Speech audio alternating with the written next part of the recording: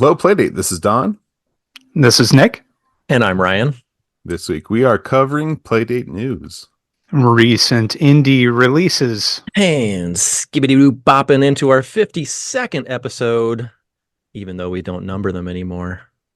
You numbered the last several, but thank you for listening. Let's get started.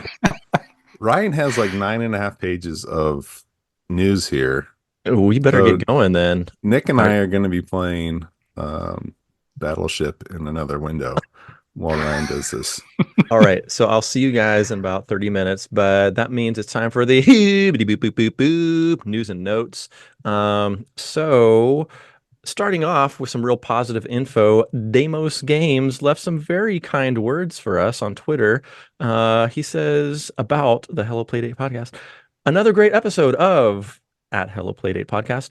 Thanks for covering Play Test Spin, best place for Playdate updates and game news.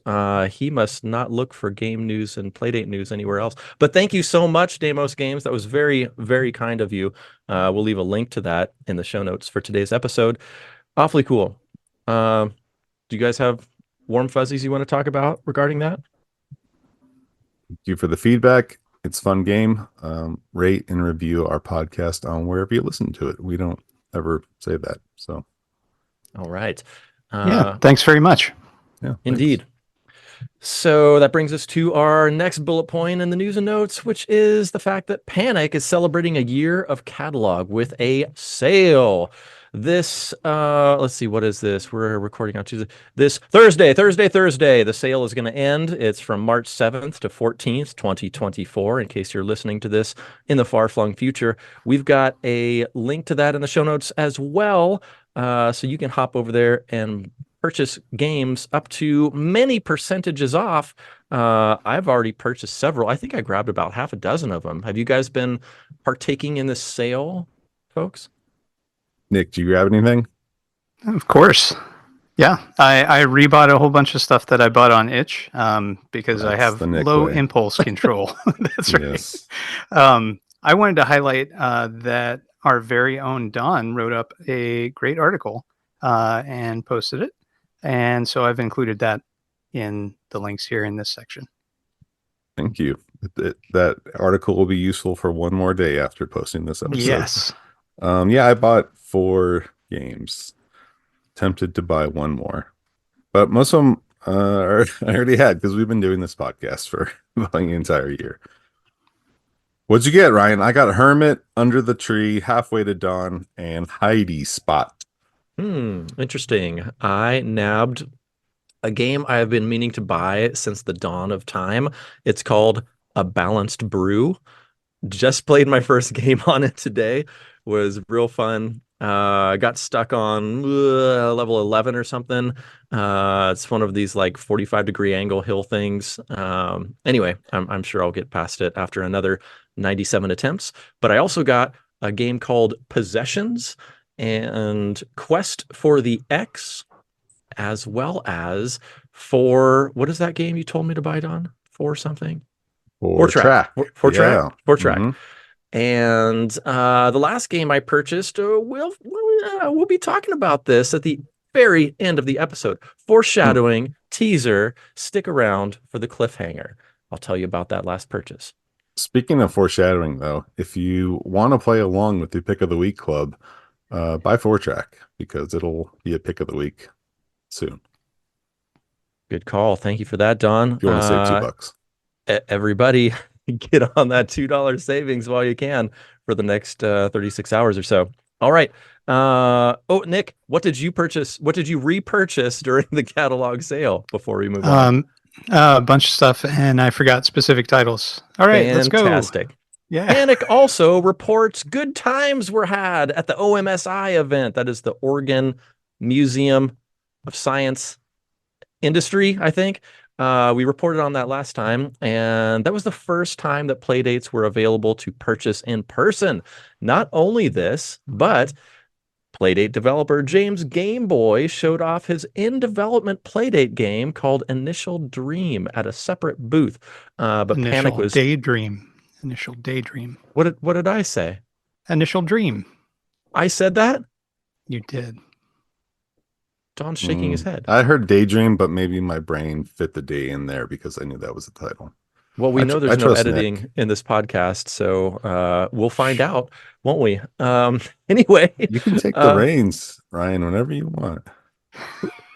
Nick's mic issues last week were edit heavy. Oh, wow. Legendary. Interesting. Yeah. Okay. Yikes. All right. Well, good luck again this week, Don. In the meantime, Panic gave good old James Gameboy a shout out, as the kids say, on the tweeters, and we'll have a link to that in the show notes of today's episode, as well as an initial Daydream itch page link too. So I just wanted to follow up the old report that we had last week. James Gameboy also released the soundtrack for Initial Daydream.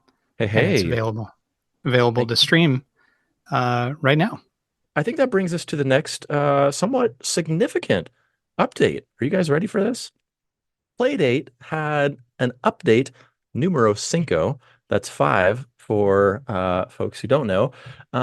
So I thought I'd give sort of a little rundown for those who weren't able to watch this. We'll have a link in the show notes of today's episode. It's not very long. It's about 12 or 13 minutes or so. And I'll see if I can wrap this up in less time than that. Let's see. We had Krista welcoming us, Krista Mergen, who is the one who puts all these things together. She is the producer behind the official Playdate podcast, and she also does the videos for them.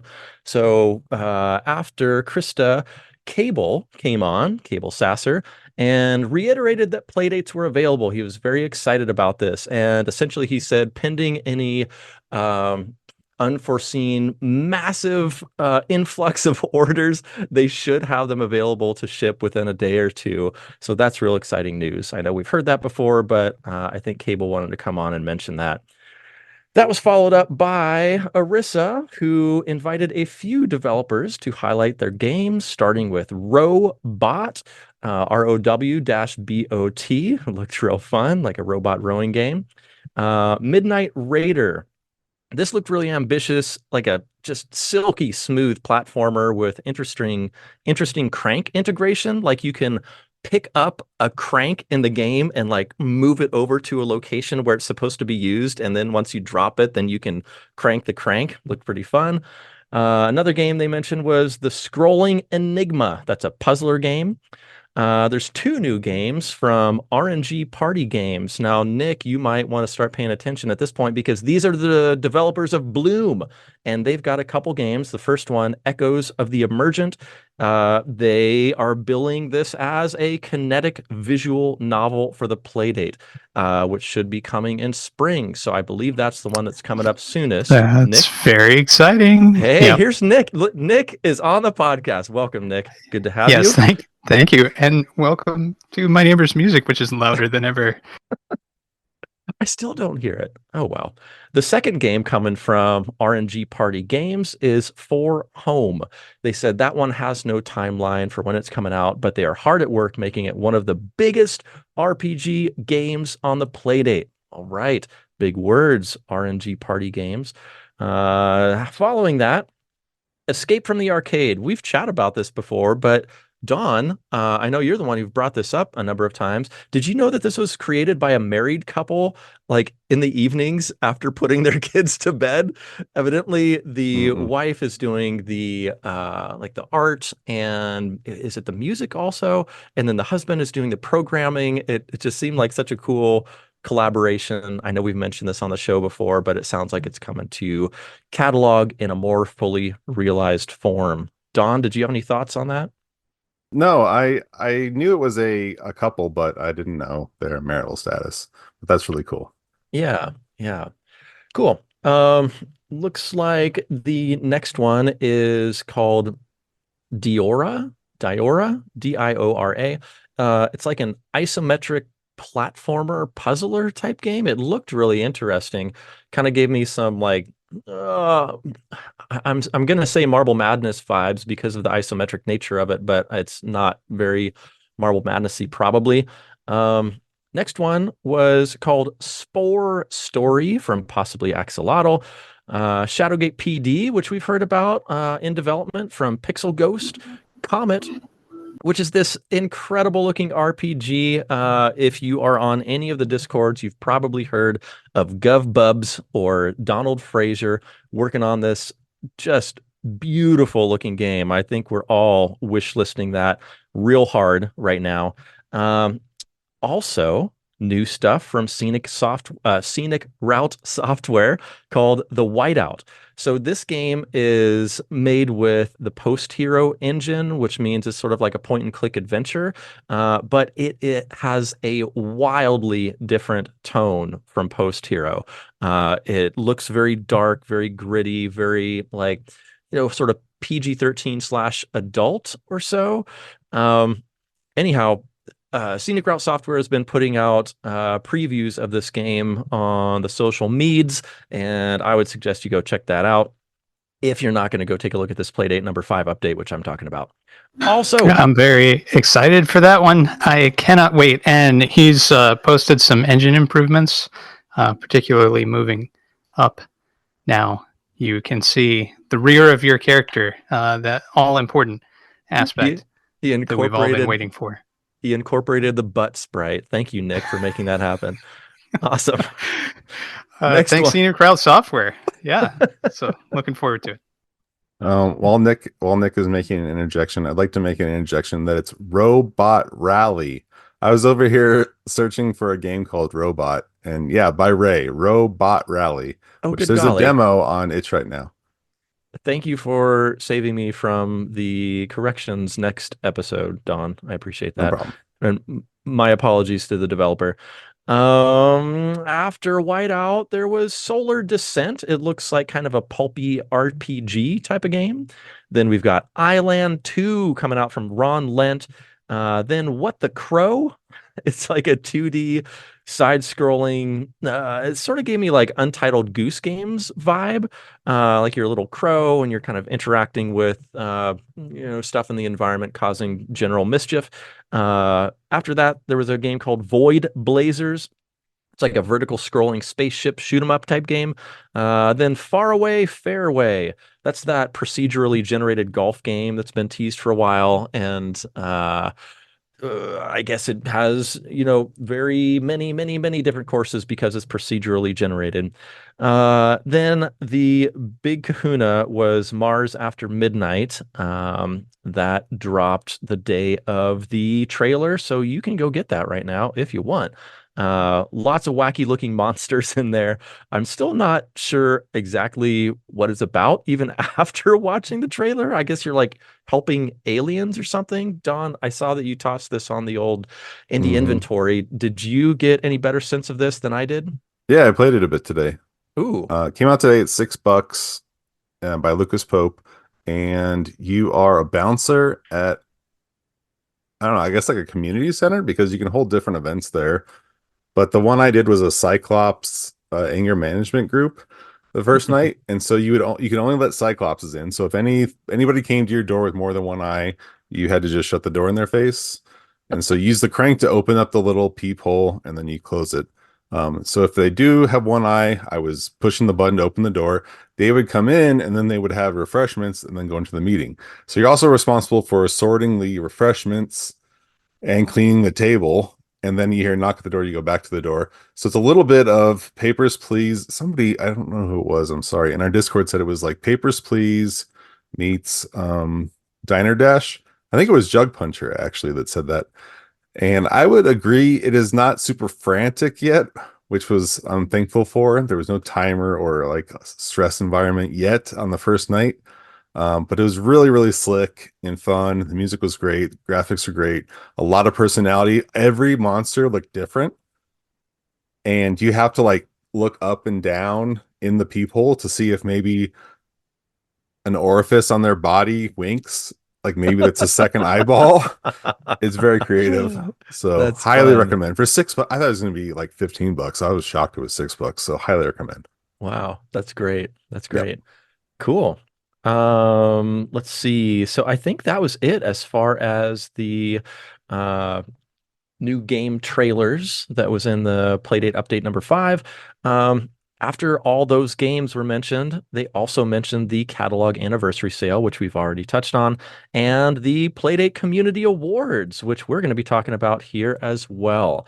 I don't know. What are you thinking, Don? Is that our segue into discussing the Playdate Community Awards? Do you want to talk about that now or in a little bit? Yeah, we can do it now. All right, let's make it happen. Silky smooth. For segue. you guys, Nick and Ryan, you can see I've got a link a little bit further down on the Playdate wiki. It's already been updated for the Playdate Community Award. So I'll put a link in the show notes. If you haven't checked out the Playdate wiki, it's a really cool resource that is fan updated with all the winners and whatnot. And also, speaking of the Playdate catalog sale we were talking about, there's a Community Awards section of the catalog store right now that has cool. all the winners categorized by who the nominees were and the winners in each category, and you can click on those, and a bunch of them are on sale. So if you just want to see the best arcade game, you can just click on that tab, see the 4 games that were nominated, and go from there. Odds are at least one of them will be on sale right now. Let me find the correct link and we can chat about that. Did you guys watch the award show? It was about 35 minutes long. I did not have a chance to watch that one. I put my focus on the Playdate update number 5, and then was really going to lean on you heavily for for the awards. I did watch it, but I had no audio, so I cranked it to 2 times speed and just watch it with the subtitles. Yep, that's right. There are quite a few. We should do it. Wait, well, hold on, Don. You know what we should do? We should have Nick do the update. Let's have Nick tell us all about the Playdate Awards. I want to know what he got out of it from silent 2x viewing. Okay, Nick. Congratulations to all the winners. Oh, and it was quite a show, and that's about all I remember. Thank you. It was the best of times and equally best of times. Yeah, I'll have to look at the show notes to remind myself. But that was like a week ago, wasn't it? It was a while ago. 4 days ago. That's a week in Nick time. Nick is rapidly hitting his mute button, as you can see, because his neighbor is blasting Liberian death metal in the background or something like that. Anyway, these were voted on by a group of judges, and community was able to nominate community heroes, so we'll go over that in a second. But some of the categories, I don't know if we need to go over them all, but there were categories like sound design, visual achievements, launch experiences, like when you click the little card, what the card does before the game launches, which is kind of neat. Realistic fishing was the sweetheart of the year, because that won that launch experience. But another one that popped up a lot was Castle Tintagel, Gun Trails.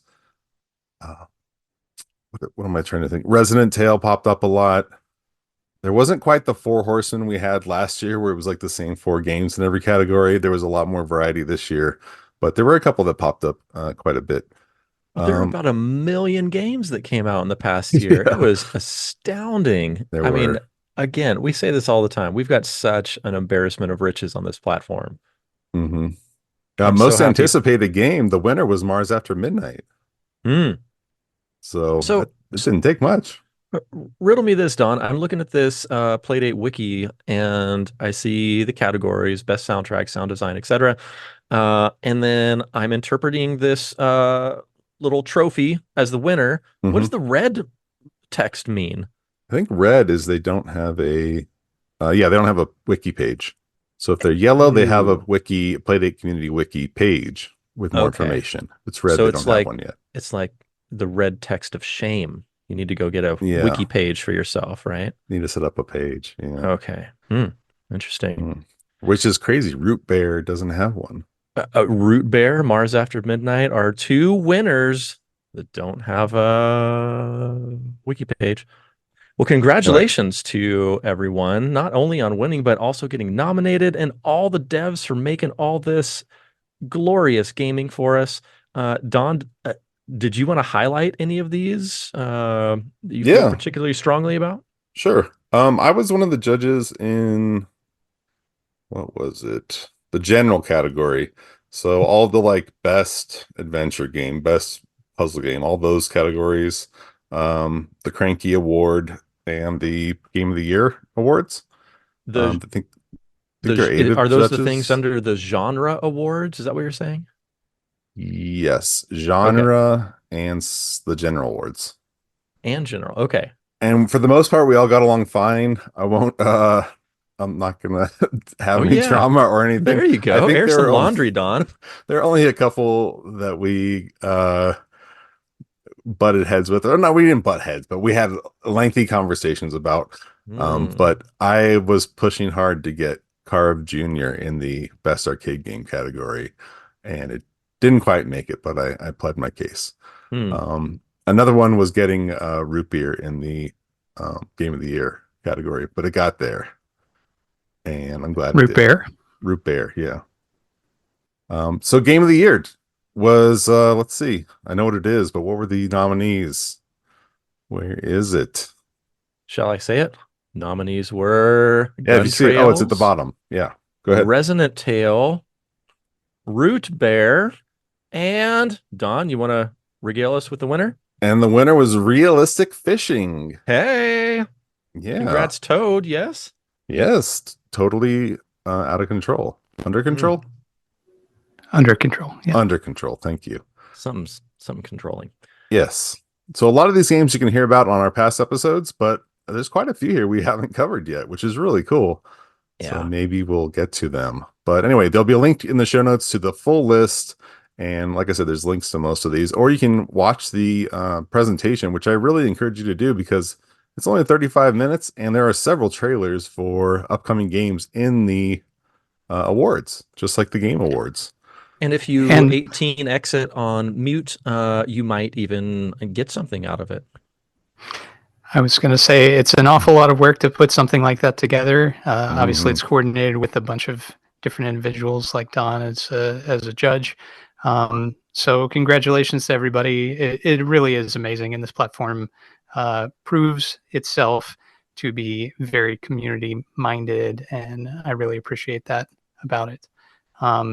And congratulations to I think I said this twice now, but the third time, congratulations to all the winners and all the nominees, and to all of us for being able to enjoy this amazing gaming cornucopia. Indeed. Let's give a special shout out to the community heroes. These are people that did a lot in the Playdate community. These names are going to be familiar to everyone who's listened to the show because they're people that constantly show up and make the Playdate community something special, which a lot of gaming communities are very toxic and hard to penetrate. But the Playdate community has been the opposite of that. Very welcoming and healthy and vibrant. So six people were, well, lots of people were nominated, but six were universally nominated and rose to the top or whatever. And those were Gant, the shining star in our community. He does Tiny Yellow Machine, put together things like the awards, but also the quarterly Playdate Directs and streaming and interviews and all sorts of stuff on his YouTube channel. Next up was Gingerbeard Man, also known as Matt Sefton, known as the Quiet Dad in the Playdate community, it says. Yeah, he's always active in the Discord channels and all over the forums and whatnot. So his programming skills are widely known. Hey, by the way, since we've got Gingerbeard Man being mentioned right now, I thought I'd also toss this out to anybody who knows of he was looking for like a meditation retreat in Japan. I saw him post this on I think it was Twitter, and just sort of tossing it out there, seeing if anybody knows about this. So anyway, I thought I would amplify that request for Matt Sefton. If you know of any meditation retreats in Japan, hey, hit us up on the Discord, tag Gingerbeard Man if you can. The next one was Totally, who is a constant delight in the community. So yeah, he's all over the place too, and made Game of the Year. So congratulations there. Ray is like surly, yeah, encyclopedic knowledge, has encyclopedic encyclopedic knowledge of the Playdate, but is also like always surly and has a very noticeable personality. A lot of fun. So everybody's friend is Ray. Then Zanya Lasagna, of course, if you listen to the show, you know Zanya Lasagna. But Huzzah! one of the comments, the Nick Fury of the Playdate community, That's Zanya has awesome. pulled together everybody to make the Playdate calendar, the magazine, all these different apps, bundles, just a million different things, a dev Discord channel, her own games on top of all of that. Yeah. And then the games she releases just keep getting better and better and better. And it's really cool to see Zanya's skills grow as her art gets better. Like just everything. I mean, her art was already good from the start, but just getting more and more prolific. While she's saving animals at the same time is just amazing. So of course we love Zanya here. And then the only thing I have to say beyond that is Panic, when are you gonna hire Zanya? That's all I want to know. And then finally, RP Dev, an accomplished developer, but passionate advocate for shared growth. So they've released multiple tools, including the Playdate Mode 7 library, and constantly providing support and assistance. So anyway, shout out to those folks. Okay. That is so cool. Nice work for putting all this together, Dawn, and all the judges for the Playdate Community Awards. As Nick mentioned, what a mountain of work you guys put into this. Thank you for doing this. I did almost nothing, but all credit goes to those guys, GovBubs and and everybody else involved. Yeah, very cool. And then Ryan, you had Scenic Route Software posted this Twitter thread about Playdate pricing, which yes, I did indeed see. Like I never go on Twitter, but I saw this somewhere. I'm glad you cross posted this. I think he's been posting this on not just Twitter, but before we get into that, I want to also mention that Alistair Lowe has a Kickstarter going right now for a game called Flee 2. Now, we'll have a link in the show notes. This is an NES game, but there's a potential Playdate port coming for it, assuming the, what do you call it, the stretch goal is reached. So it's not completely out of the Playdate ballpark. We've got a Playdate developer in Alistair Lowe and a potential port to the Playdate. So I wanted to send some eyes that way. It looks like an incredible project. So anyhow, if you're interested in Alistair Lowe games in any form or fashion, why don't you hop over there to our show notes? That'll take you to the Kickstarter page. All right. So with that said, Don mentioned Scenic Route Software's thoughts on pricing. And I actually reached out to Mr. Route and said, hey, I couldn't help but notice that this came out real close to when there was a particular game discussed on this show, and I had a thought or two on its price. And it wasn't to say that the price was outrageous. My thoughts were simply that for me, the game felt repetitive and like not a game I would spend a whole lot of time on. And consequently, I would like to not pay that much for it. I don't think it's an unreasonable price for the game. Just wasn't a Ryan game. But honestly, I was a little trepidatious that maybe I caused this piece of writing that Scenic Route Software wrote here that I'm about to read to you. He assured me it was not anything I said on the show, that there was a lot more toxic comments going on far elsewhere on the internet. Not everything is about you. Is that what he said? He did not say those words, and I'm not going to say them either. But Scenic Route Software did say these words. He said, I've been seeing these are the words of Mr. Route. I'm about to start quoting. He says, I've been seeing the cost of Playdate games come up again here and there, and if you'll humor me, I'd like to make a few points. He goes on to make a few Twitter posts, which go on to say, there is not a single Playdate game that is going to serve you an unskippable ad in between every level, or offer to show you an ad in exchange for one more go. There are no Playdate games designed around in-app purchases. Not once will you have the option to speed up an in-game event in exchange for real-world money, or spend your actual money on a cosmetic upgrade to your character. No Playdate game has the ability to track you or sell your information to third parties.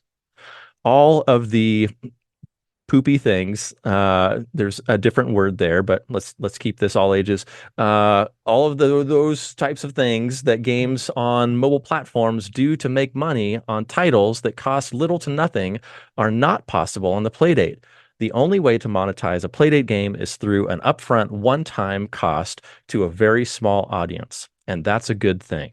So I wanted to bring this up, not to beat a dead horse, but because I thought he brought up some really salient, intelligent points that I wanted to amplify first and foremost. And secondly, see if there were any points of discussion from either of you, Don or Nick. You want to get into this again? Let's fight. Yeah, I mean, he's right. Mobile games are cheap because of scraping information and advertising and et cetera, et cetera, et cetera. Plus they're an audience in the hundreds of millions, if not billions of, well, I mean, there's billions of Android users and billions of iPhone users. Probably. So I don't know. The audience is a bunch smaller. Okay. Yeah. We're making Don uncomfortable, but I did want to take a minute.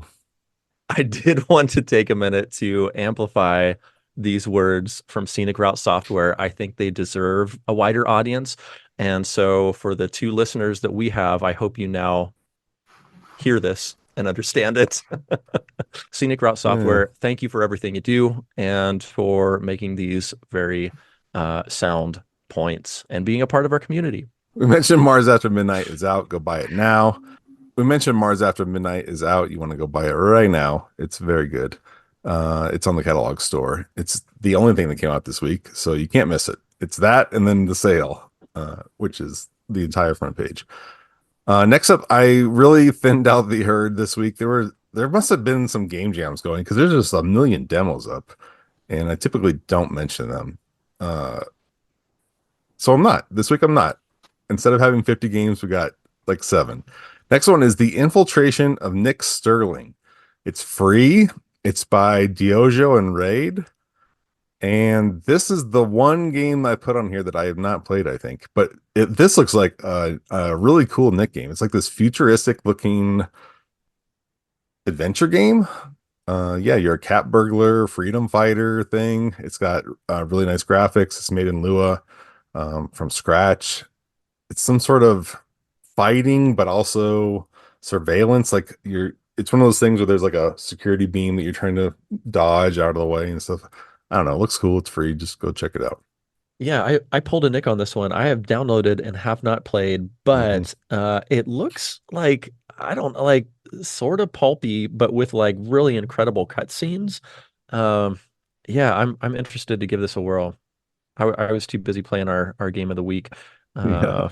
But look forward to giving this a try. Game of the week was crazy demanding this time. So it was hard to like play 20 minutes of every other game. Next up is Warp Defender by Ox72. This one, you're like flying down a tunnel.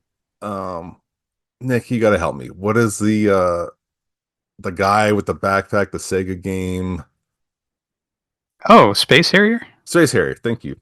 It plays like Space Harrier, but it's difficult because you use the crank to accelerate, but you have to like push A to shoot, but use the D-pad to move. So you need a third arm basically. So the best way I can figure out how to play this is like crank it up as fast as you can when you start, and then just like haul ass shooting stuff and try not to die, so you can get through stages really quick, because there is an end to the stages and they're very short if you're going as fast as possible and just happen to not die. It's pretty fun. Anyway, right now it's $2. It was cheap earlier this week, so if you see these games and they look cool, hop on them. But right now it's $2. And then from Dia Damage is Roadtrex, and this is Tetris, but everything goes to the center of the screen. Downloaded but haven't played. It's name your own price. It looks weird. It looks like a very weird block matching Tetris-y game thing. with a lot of features. So looks like it could be a lot of fun. Download it, haven't played. And then finally from me is a game called The Bomb Disarmament. This one, you're disarming a bomb. I noticed that the comments were in Portuguese, and a quick way to get mentioned here is to do stuff in Portuguese. So I messaged the dev, and they are in Portugal. So this one, you're cranking to like match little ticks on a bomb, and you have to do it very quickly, and you have to do it 120 times to disarm the bomb. And eventually the ticks will have A's or B's on them. So it's kind of like a really fast bop it. And if you miss one, you die. So there's a timer counting down, and you're very quickly. Remember that thing at the Pinball Hall of Fame where you're like trying to crack the safe super fast? Do you guys ever do that? Yeah. Yeah. So the 3 people in our audience that that know what I'm talking about, it's very, very, very fast safe cracking game. But it was pretty fun. And it is name your own price, and you get a certificate either of incompetence if you lose or expertness if you win. So that's fantastic. Yes. And that is not the end of the list. We've got another one that I'm very proud of myself this week. I played a game in the inventory, and this one's called Lock Spinner by Lock Spinner, evidently. Lock Spinner is an experimental... Scribe. By who now? Scribe. Where is that? I believe you. Lock Spinner is an experiment. How to read. Thank you. Lock Spinner is an experimental sound-based game in which you need to tilt and rotate your playdate to unlock the level. I played this thing. Very interesting concept, but feels like it's very much in beta mode right now. I'm hoping that they continue developing this because it's such a cool game. So basically, the first level, you have this like single axis that you're trying to hit. And then if you accomplish that, then you can go on to level 2. And then there's 2 axes. You're trying to, use the Playdate's accelerometer to get in that range. And this is the best part. It boops at you when you do the right thing. So that happens a couple different ways. And then on the 3rd level, if you get both axes correct, boop, boop, then you have to crank the crank to the appropriate, angle. And when you get all 3 of those in alignment, evidently you win.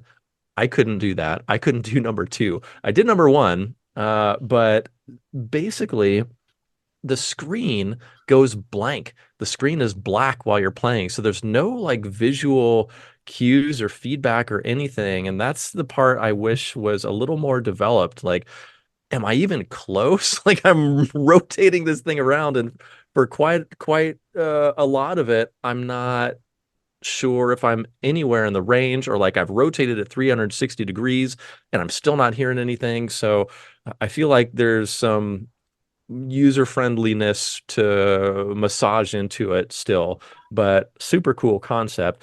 Again, name your own price. Hard to go wrong there. But yeah, give it a try. It's called Lock Spinner by someone that Nick and Dawn know. Scribe. Thank you.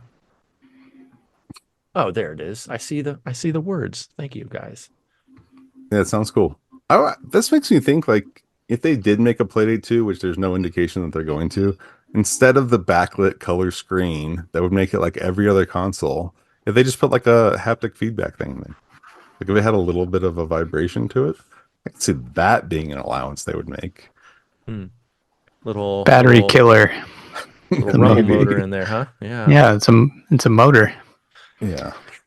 Yeah, I don't know about the color screen, but it sure would be nice to have backlit, because typically the only time Ryan. Yes. Don't poo-poo. Don't yuck my yum here, Don. The only time I typically have to play games to have for a Playdate podcast are nighttime hours, like right before bed, and I can't play my Playdate then. Anyway. What was the early thing? Like get a lamp or something? Wasn't that the early? Yeah, we'll get you a lamp, Ryan. It's okay. Yeah. So anyway, daylight hours for now.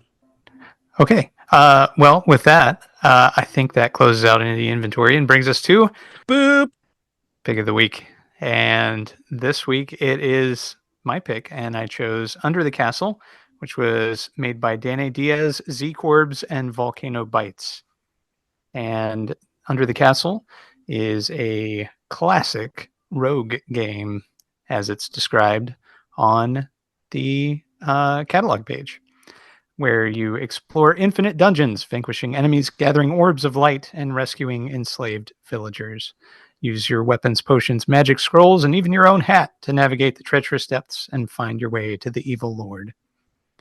So I have plenty of thoughts about this game and enjoyed playing it. But Don and Ryan, what are your thoughts? Ryan, you want to go for it? Yeah, sure. So this game took me an embarrassing amount of time to get into and to learn. I will preface all this by saying that I am now having a difficult time putting the game down because I like it so much.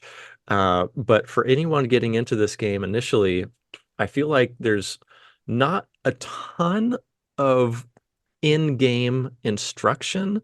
Like I felt like I had a lot of questions going into it and wasn't completely sure of how to best play, but then these play mechanics started to make themselves known to me after playing for I don't know, 30-45 minutes or something. It really took me a while. And but with that said, there's a lot of different swords and shields and magical potions and different things that you can get in these dungeons and then retrieve them and use them in each dungeon you go into. There's 3 different types of goals you're trying to achieve. One, you're trying to defeat a particular number of monsters. In another area, you're trying to defeat a particular, you're trying to collect a particular number of orbs. The third area, you're trying to save a particular number of villagers. These numbers of things you're trying to achieve start increasing as you achieve these goals. And once you've reached 7 for each one of those 3 areas, like done those 7 tasks, then you're allowed into the castle to defeat the big baddie. These various dungeons, I'll call them, I think they're called the mine and the sewer and the something. I forget what they actually call them. But these 3 dungeon areas I was mentioning where you collect these killed monsters, villagers, or orbs, it starts to become a really interesting risk reward in terms of inventory choice. And I found myself really interested in that, and it sort of gave me like nods to Inventory Hero, because I kept thinking like, oh, what am I going to save? What am I going to use? What am I going to toss off? And it's not, you don't have to think that quickly because the turn-based elements make it so that you can kind of sit there and think like, okay, I'm going to make a move, but then my enemies are going to move also. So you can kind of sit and strategize, which I really liked. It didn't feel too frantic to me. So once I got into it, once I understood the mechanics and started developing some strategies around it, man, I really dug it. I ended up completing the entire game and going further than just completion. So I'll be really interested to hear what you guys think. So my TLDR is, took me a while to get into it, longer than I expected, but boy howdy, do I ever like it now. Don, what do you think? Yeah, I think this was on my top 10 for last year, and I like roguelikes, so I appreciate a gameplay loop like this. I like that you can enter the whatever it is, the sewer, the dungeon, and the other thing whenever you want, and they have slightly different goals. So you play slightly different, and it seems like the strategy is it changes just a little bit. Like the orb thing, throwing your inventory off was pretty neat. Having to defeat X amount of enemies over and over and over makes you change your build a little bit, make you more powerful. That kind orb of thing thing obliterates your inventory. You really got to be on your toes on that once one. you get up to 5, it's like right on. What's left in my pouch? Because you only carry 8 things. Yeah. And I'm up I to a really, level where you have to collect 12 and you only have 8 inventory spots. I'm curious how that works. I did not get up to anything Yeah, like that. we can talk about that if you want. Yeah. Um, at first I hated the text size, but after a while, I guess I got used to it because it didn't bother me after at a certain point. Whereas other games still bother me, the text size. So a lot of it is really thoughtfully done. Of course, the graphics are great and whatnot, but I don't know if I just didn't notice it on the early levels, but there were secret passages I started finding after a while, and then I wondered, oh, have I been missing these the whole time, or did they just start showing up? Uh, which is a really nice surprise when I just happened into them, because there are tells, and I recognize the tells at a certain point, but then it just made me like second guess myself. And then there were little things that I thought were tells, like little sparkles here or there, and then I couldn't really get anything out of them. But it was like this air of mystery and discovery that kept me wondering, like, oh, well, what's next? Like, what am I missing? Which was pretty cool for like what's a pretty small gameplay loop, really. Like, there's not that much to it. You are collecting, let's see, 30 items, and you can load out, I guess, up to 8 when you're entering the crypt. So they can be spells or swords or shields or potions.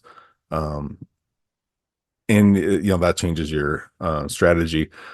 I got a little annoyed at like how similar some of the stuff looks. And my number one biggest complaint that I think would have really boosted my enjoyment of the game is if you could just stand over an item and it would tell you what it is. That drove me bonkers, especially with loadout. I'm like, I don't remember which slot the thief shield is in or whatever.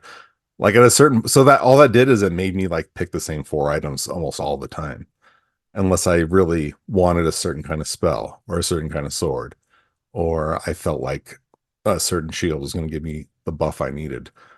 Because then you're constantly picking up stuff, go into your menu, read what it does, go back out, put it down, walk over to the next thing. And in the dungeons, you do that too, because somebody will drop something, but if your inventory is full, you're like, okay, well, let me drop something, walk over, see what it is. I feel like that could have all been done away with if you just stood over something and a window popped up.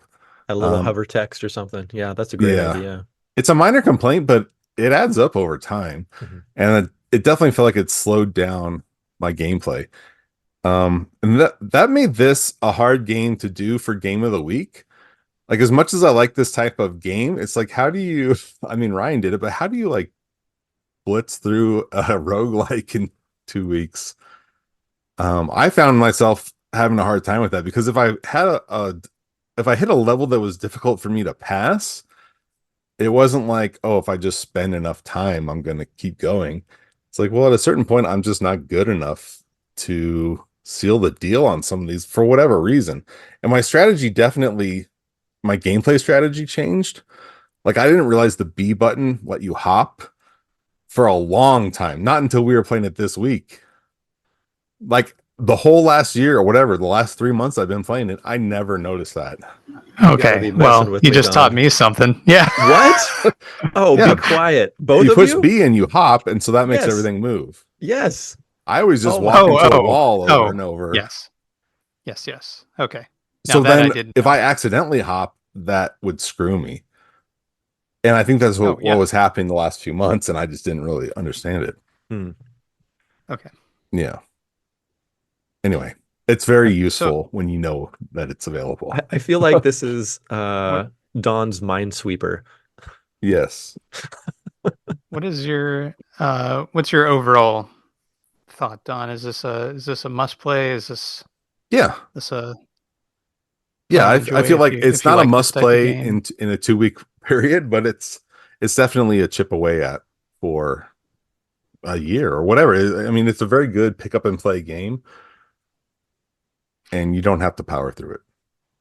All right, I'll let listeners in on a little secret about Nick here, and that is that I budget about 2 hours of time once every 2 weeks to play any kind of game. That's a secret? Yeah, well, anyway, so yes, maybe less if the game is smaller, but in this case, it took up all of the 2 hours. And this game is a fantastic mix, I think, of a mystery dungeon game mixed with elements of Rogue. I wouldn't go so far as to call it similar to Rogue, really, because even permadeath doesn't exactly exist. But the dungeon layouts are randomized, and so if you find yourself getting stuck, and the enemy placement and types are randomized as well. So if you find yourself getting stuck on one particular one, it may not come down to skill necessarily. You just might have gotten random number generated out of a winning run for I'm not so sure one of I those. completely agree with that statement that levels and enemies are randomly generated. You're right that as you progress down through the levels, you don't know quite which one you're gonna find, which what floor plan you're gonna find for that level of the dungeon. But there's like after you play it a while, maybe longer than 2 hours, there's a certain number of floor plans and you start to recognize them over and over again. So these floor plans are not necessarily randomized. And once you start seeing them and recognizing them, you're like, oh yeah, there's that secret passage I can go to. Or, oh, here's the one where all that exists is a treasure chest that I can bust into and I don't have to worry about enemies in this one. Or, oh, here's where that little plant fan looking guy is, and he's in the same place he was before. So I'm not sure So if randomized doesn't necessarily mean procedurally generated, which I think might be how you're taking it. They're shuffled. Like floor 7 is not always the single treasure chest floating in space area. So randomized meaning yes, they are not always the same layout every time that you go into it. So push back. I would also say, as far as weapons and shields and so forth go, I thought there was a nice variety at first of weapons and shields, but I did find that the combat system really didn't reward as much experimentation as I thought that it would. Meaning, starting with a bigger initial damage number is much more beneficial than anything else, pretty much. So there's a weapon which is +5, and it's 5 to 5, but your crit chance is still available. So frequently, pretty frequently for a critical hit, I thought you wind up, uh, doing 10 damage instead of 5. And part of that is due to your armor choice. If I recall correctly, the shield's one of them increases your crit chance. But the shield that I always picked was the one that gave me more health. Yep. I mean, that was so overwhelmingly positive that anything else was pretty much not worth the effort. And I did experiment with the different shields and the different swords, and especially the sword that you get, spoiler, at the very end of the game. I went back and was playing around with that to see if it functioned in the way that it was described, and it did not exactly. So I did want to talk about that for a second too. At the end of the game, and again, this is a big spoiler, but you get a sword. Whoa, okay, that it's a big spoiler. Let people hit the stop button. Give all them a right, beat. hit skip. All right, All that's right. close enough. All right, so you get a sword. This sword says that it does a single damage. It's 1/1 is your damage, and it increases 1 with each enemy slain. What it means is it's each enemy slain by that particular weapon. So if you go into a dungeon and you carry a second weapon and you have that equipped and you're smashing monsters and intending to switch back over to this other sword once it gains enough power, it's not going to happen. You've got to suffer through, one hit point at a time, shaving off of these monsters in order to get to 2, and so on. So that's a bit of uh, an expectation issue on my part, rather than a problem with the game. One thing that I do think is a little may require more balance would be the weapons and armor system, which I mentioned, potions as well. So there's a huge variety of items, as they say in the description for this game, but I found that I really didn't need to use hardly anything. There were a couple of potions which had effects which would last for a few different floors, and I thought, especially in the final boss fight, that one of them in particular would prove very useful. It did not. So the effects of the regen potion, for example, it gives you 6 hit points over 3 floors, but each floor that you go down, it increases a different amount. So one floor it could increase 1 hit point, and then the next floor it could increase 4 hit points, or whatever way it wants to divide it up. I found that to be a little cumbersome and not very useful as far as planning goes. It is free health, but if you're just getting one, not really super helpful. I'm really surprised to hear you quibble with that, because I know you like elements of randomness in games, and that's inserting an element of randomness. And also, I've used that potion where I need some hit points and I'll go down a level and it gives me 1.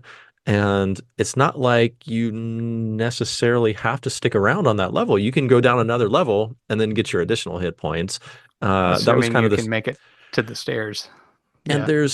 it's true. Occasionally it's rough, but often there is some strategy to employ to get yourself to that next stairway, even if you're pretty limited on hit points. So I don't know. I'm going to take issue with that. No, I enjoyed the randomness of that potion. That did not bother me. I'm surprised to hear it did you. Yeah. Monsters scale as you go down as well. So Correct. if you find yourself delving too deeply too quickly, it's Yep. just like NetHack or Rogue or any of those, where you're going to get creamed by whatever monsters exist. Later stages also have monsters that throw projectiles, and that can be its own special bummer. So there's a variety of things which are not super conducive to making that particular item set really appealing for me. But a lot of them are like really very specific game balance type things that don't really hinder the enjoyment of the game, but they do feel like there's a lot of content that's here that was, had a lot of time invested into creating it, but I don't feel like it is something that I want to engage with, if that makes sense. So changing my loadouts beyond a certain point just doesn't make sense, as I was mentioning. Really experimenting with different effects doesn't make a whole lot of sense. The thing that I found that I used the least and constantly forgot the mechanics of was popping into my hat. So I rarely would go across a little chasm until later in the game, and I continuously forgot that took mana with every move, and so at one point I had to get across a very wide gap, and I made it across the gap, and I was like, all right, made it. and then I was like, oh wait, I can't go anywhere now. Anyway, the game never really backs you into a corner in that way, though. Even if you do something really stupid like Nick does, you can just jump off of a cliff and it'll take you down to the next floor. And anyway, there's that's like all the gameplay stuff that I've ran into in my brief time with the game, and I would like to spend some more time with the game as well. On the other side, I guess, I don't know. Wait, before you jump to the other side, I just want to ask a question because I know I'm going to forget this if you continue. Yeah. So you mentioned popping into your hat. I never did that. I remember that is a possibility, but I did not learn how to do that. Can you teach me how to do that? Because if it requires mana, that makes a whole lot of sense because I never knew what the heck mana was for. Like, it was there and I never used it. No wonder, because I never popped into my hat. So it's right after our last podcast, I played a couple minutes of this game and it was introduced to that mechanic, and then I set it down until I had time to devote to it. But anyway, this is what I'm talking about, that it took me so long to like get up to speed. There was never an instruction like, hey, use the crank and crank into your hat. Or did I just miss it? You did, yeah. So the guy that sits in the center of town and he's like stirring a pot of soup or whatever he's doing. He does not tell you to crank into your hat. I read all his words. Really? Yep. Oh, you didn't read those ones. Silly. Anyway, I swear I read everything that guy said. You crank backwards and it pops yourself into your hat. You magic up into your hat. Then you travel a distance. The number of spaces traveled equal the number of mana spent. And then you crank down to lower yourself back to the floor. That's helpful. Thank you. Yeah, it is. Did you just think they were like treasure chests and stuff, but you just couldn't get that was going to be one of my questions for you guys. This episode is, what the heck is with these island areas? Like, can you get to those? I kept looking at them. I'm like, man, that chest sure looks great. I wish I could go do you over all there. Remember the episode a very long time ago, Medial, where I completely misinterpreted all the rules of the game? I guess Ryan's getting a taste of how I felt. Yeah, it tastes. But yeah, pressing B to hover in place or hop in place is a very mystery dungeon NetHack type thing, where you burn a turn to allow the other elements of the dungeon to move for you. You can also use those in NetHack or whatever to inspect walls, but we're not talking about NetHack, as great a game as it is. So this game, I also wanted to highlight the sound. The sound is incredible in this game. I love the soundtrack and the sound effects and the suite of different sounds which are possible in different situations. So, for example, when you start running low on health, the entire music changes. It becomes very muted. That type of thing just makes me fall in love. I love that kind of attention to detail. It can be a lot of effort depending on how it's implemented, but it's well worth it in my opinion. I really enjoyed that. How did you all feel about sound or audio? Honestly, I didn't notice it that much, but I didn't use the headphones. The music did get repetitive, but not grating like some games. A lot of Playdate games, I cannot stand the sound, honestly, and this wasn't one of them. But I saw a lot of people mentioning how good the sound was, and it didn't do anything for me. I don't know. Okay. Well, I really dug that muted mechanic you were talking about, though, Nick. Like when you get to some low hit points and it sounds like you're walking through mud or your head is just, clogged with whatever battle damage you've suffered. I thought that was really cool. But I also wanted to touch on the art briefly. I know we're getting a little long in the tooth here, so I'll try to make this quick. And everybody's talking about how great the art is in this game, and it's true. My minor quibble is that there is, like with many Playdate games, it looked like it was developed on a computer screen, not on the Playdate screen. And by that, I mean there's a lot of single pixel work here.